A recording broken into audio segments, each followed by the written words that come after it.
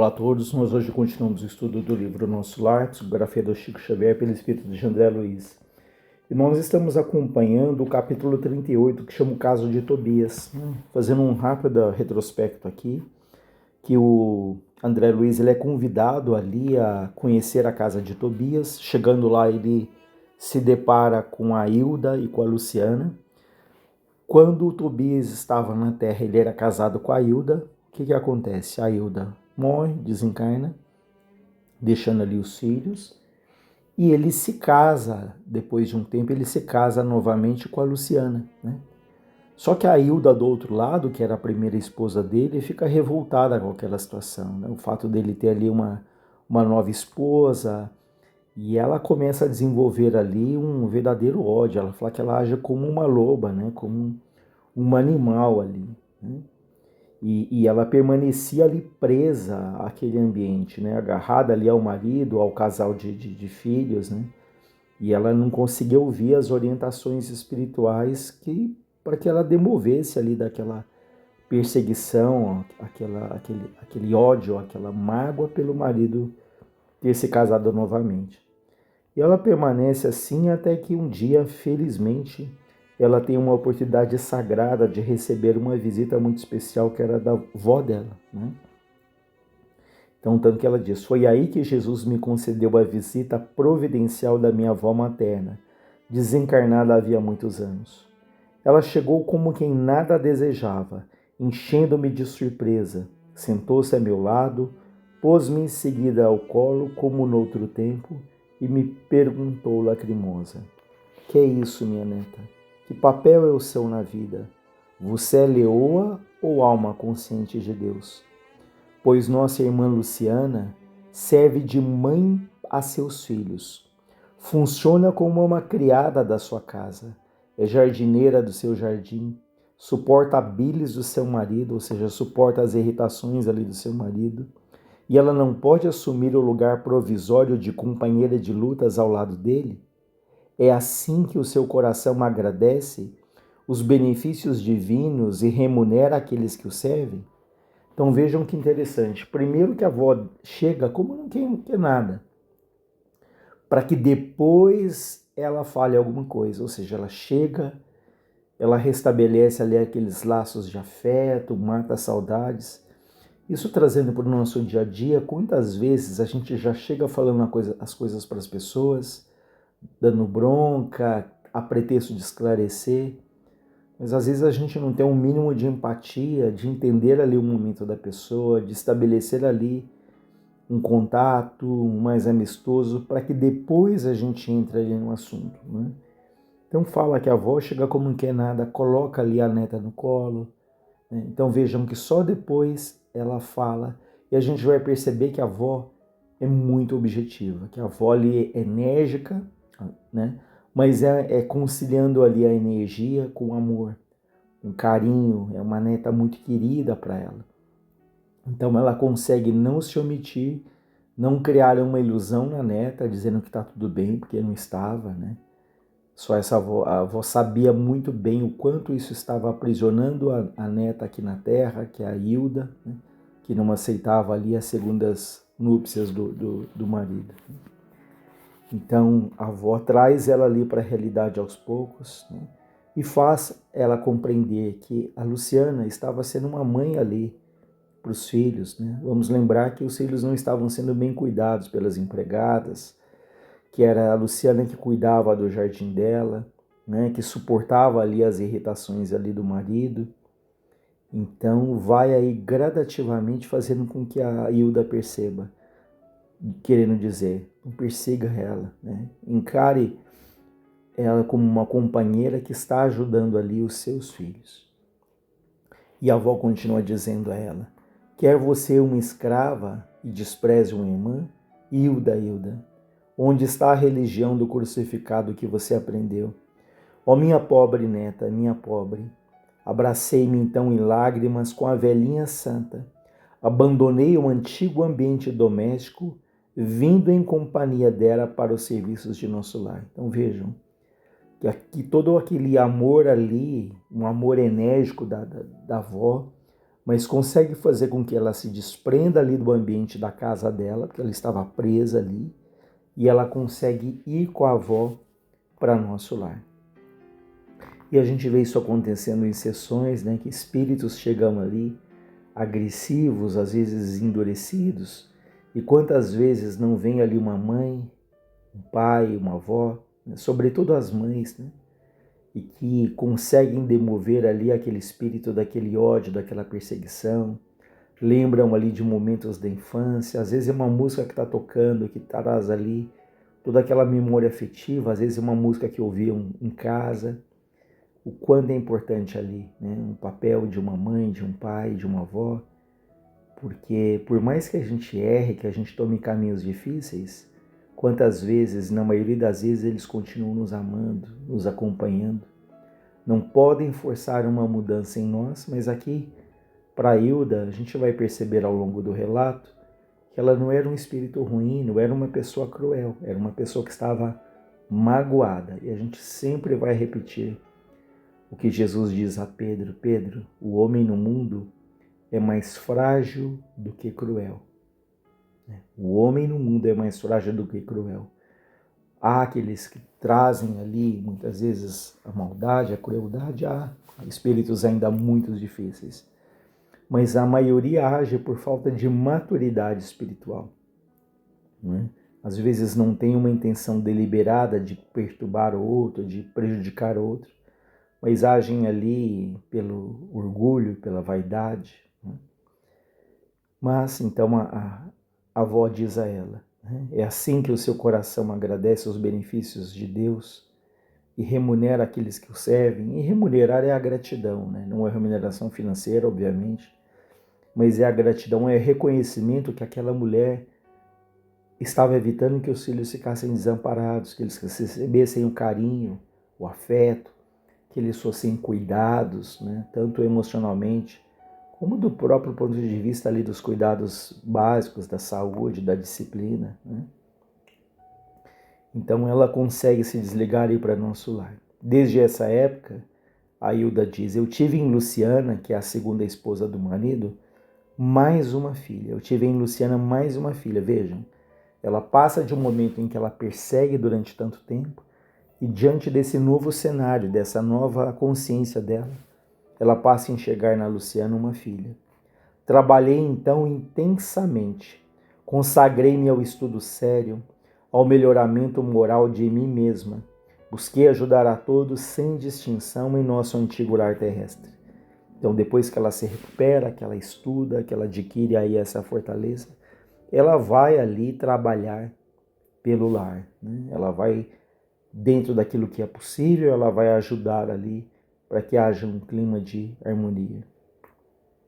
Constituiu Tobias uma família nova que passou a me pertencer igualmente pelos sagrados laços espirituais.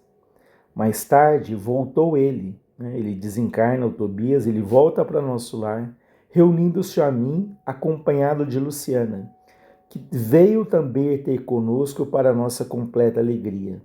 Olha que interessante, o Tobias desencarna, depois a Luciana, que é a segunda esposa, desencarna, eles voltam para nosso lar e aqui eles convivem os três juntos. E aí tem, meu amigo, a nossa história, diz Hilda. Luciana, contudo, tomou a palavra e observou. Não disse ela, porém, quanto se tem sacrificado ensinando-me com exemplos. E a Hilda responde, que dizes, filha? Perguntou a senhora Tobias, acariciando-lhe a destra. Luciana sorriu e disse, mas graças a Jesus e a ela, aprendi que há casamento de amor, de fraternidade, de provação, de dever, e no dia em que Hilda me beijou, perdoando-me, senti que meu coração se libertara desse monstro que é o ciúme inferior. Então vejam que a Luciana diz que há casamentos de amor, né, de grandes afinidades, de almas ali que se alimentam na fraternidade, no amor. Há casamentos de provação, de dever, ou seja, nem todos os espíritos que se casam têm essa grande afinidade, mas são ali aprendizados juntos, né, nas dificuldades. Mas quando os casamentos começam tão difíceis e pela luta, pelo respeito, pelo cuidado com o outro, eles vão se tornando relações ali harmônicas, né, em que os dois crescem e trazem filhos ao mundo e direcionam esses filhos também no caminho do bem. Mas se há casamentos de grandes afinidades, há sim os casamentos de provação, de luta, né, em que ali as fases de a luta para se respeitarem, a luta para ter o zelo ali pelo outro, né? E ela fala que o dia que Hilda a beijou, que a perdoou, ela sentiu ali que estava se afastando, vencendo o ciúme inferior. O matrimônio espiritual realiza-se de alma com alma, representando os demais casamentos representam simples conciliações que são indispensáveis à solução de necessidades ou processos retificadores, embora todos sejam sagrados. Ou seja, se é um casamento ali de grandes afinidades, é um matrimônio espiritual, como ela fala, ou se são casamentos em que há necessidade das reconciliações, todos são sagrados, porque todos têm um objetivo maior, né, do crescimento, do perdão. E a Luciana continua dizendo, o Tobias, e assim construímos nosso novo lar na base da fraternidade legítima, disse o dono da casa. Aproveitando o ligeiro silêncio que se fizera, perguntei, mas como se processa o casamento aqui? O André Luiz questiona. O Tobias esclarece, pela combinação vibratória, ou então, para ser mais explícito, pela afinidade máxima ou completa, ou seja, os casamentos que se mantêm do outro lado são os casamentos espirituais, daqueles espíritos que têm essa afinidade máxima, completa. Então, no caso dele com a Hilda, que era a primeira esposa, era um casamento espiritual. Eles tinham profundas afinidades, profundas ligações. Já o casamento segundo com a Luciana, ela passou ali naquela família, dando suporte, dando amparo, mas o Tobias não era ali um companheiro espiritual de uma relação que se manteria ao longo de várias existências.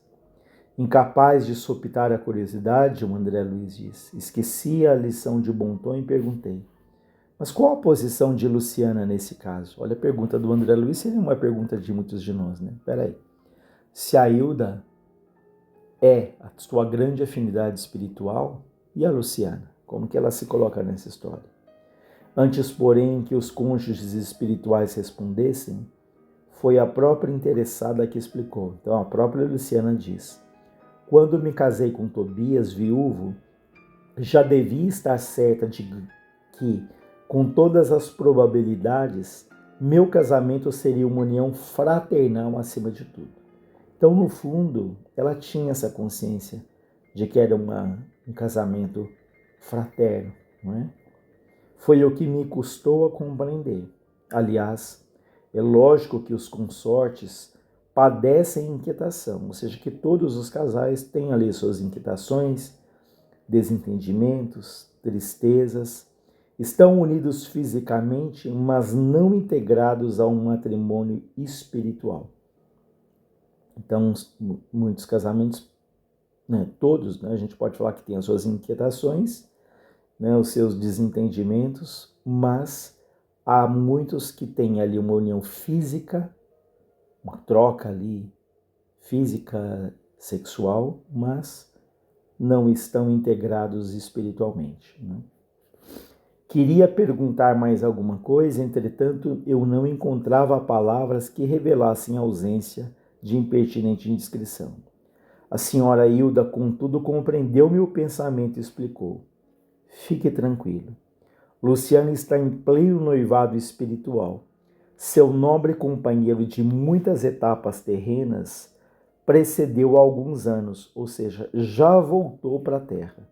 Então, vejam que Luciana tem ali a sua alma ligada a ela, que é um companheiro que já voltou para a Terra. No ano próximo, Luciana seguirá igualmente ao seu encontro. Creio que o momento feliz será em São Paulo. Então vejam, o noivo da Luciana já seguiu para a Terra Daí um ano ela vai voltar e vai encontrá-la provavelmente em São Paulo. Então vai ser aqueles encontros que de repente estão numa fila de um cinema, estão ali no mercado, enfim. Alguma coisa vai atraí-la ali a esse companheiro ligado a ela, né? E quando eles se encontrarem, vai ter ali aquela afinidade imediata, eles vão intuitivamente vão se reconhecerem. Aquela situação, olha, não sei porquê, mas parece que eu já te conheço ali há muito tempo, né? Então é essa sensação que provavelmente vai predominar ali nesse reencontro deles, que, como diz aqui, deve ser em São Paulo. Sorrimos todos alegremente. Nesse instante, Tobias foi chamado às pressas para atender a um caso grave nas câmaras de retificação. Era preciso, desse modo, encerrar ali a palestra, a conversa. E só reforçando que há, então, esses espíritos que podemos ser ligados, essas uniões espirituais que elas se mantêm, se perpetuam muito além aqui de uma existência, em outras existências podemos continuar juntos. Mas como Emmanuel nos ensina, não existe alma gêmea no sentido de que ninguém foi criado para viver com ninguém. Então, um casal, aquele homem não foi criado por Deus para viver eternamente com outra pessoa. Essas afinidades elas vão sendo construídas ali ao longo do tempo. Então, pensarmos em almas gêmeas como alguém que foi criado definitivamente por outro não existe, né? Então, essas ligações são ali construídas, talvez até no início com dificuldades, com lutas, mas aquela dificuldade, às vezes até uma raiva, aquilo vai se transformando gradativamente em respeito, em paciência, em carinho, e essas afeições elas vão se forjando ali ao longo do tempo, essas afinidades vão sendo construídas, né? Para que a gente não tenha uma ideia de algo milagroso, que não existe isso, né? Porque eu penso, poxa, será que eu não tenho uma alma gêmea, alguém perfeito para mim? Mas eu devo me perguntar, será que eu sou perfeito para alguém? Será que eu também não tenho ali? E vamos chegar à conclusão que sim, que temos as nossas dificuldades, né? Nosso ciúme doentio, o nosso egoísmo, o nosso sentimento de posse. A gente às vezes não olha para o outro ali como alguém que precisa e merece a nossa atenção. Então tudo isso é uma construção de respeito ao outro, de respeito também a si mesmo, porque eu também não posso esperar que alguém me ame, que alguém me respeite o tempo todo se eu não tenho respeito por mim mesmo, né? O que isso não significa ser egoísta, né? Mas significa ali ter esse cuidado pelo outro, mas termos o cuidado por nós, né? Não depositar no outro a nossa felicidade, não esperar que o outro adivinhe os nossos pensamentos, os nossos sonhos, né? Esse amor por si pelo outro não significa que às vezes a gente não precise conversar, ter conversas difíceis, incômodas, mas que são necessárias às vezes para que ali o outro saiba o que se passa dentro de nós, né? Então é respeito pelo outro, mas é o respeito por si mesmo, né? E reforçando uma vez mais, essas relações profundas elas vão sendo construídas ao longo de muito tempo, né? Então, que Deus ali nos abençoe, nos ampare, desse capítulo que nos traz ali um grande aprendizado. Próxima semana iniciamos o capítulo 39, ouvindo a Senhora Laura.